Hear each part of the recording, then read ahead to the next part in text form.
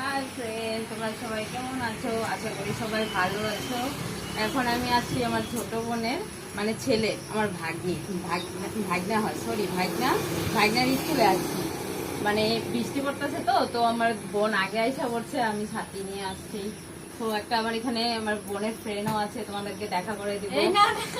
হবে না, এটা আমার বোনের ফ্রেন্ড। তারপর স্কুলটাকে আমার ভাগনাটাকে তোমাদেরকে দেখা করে দিব। সে ছোটতে তো দেখছো, যখন ছোট ছিল ফালাকাটাতে গেছে তখন তো দেখা করিয়ে দিচ্ছি।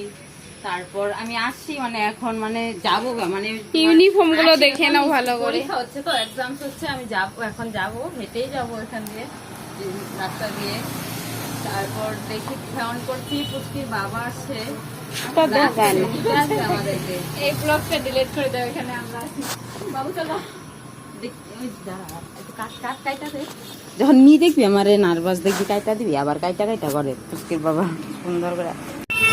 এটা আমার ভাগিনা, ছোট্ট ভাগিনা। ছুটি হলো পরীক্ষার থেকে, আর ছুটি হয়ে গেছে, এখন নিয়ে যাব আমার বোন, আমি দুজনে নিয়ে যাবো কাট। তো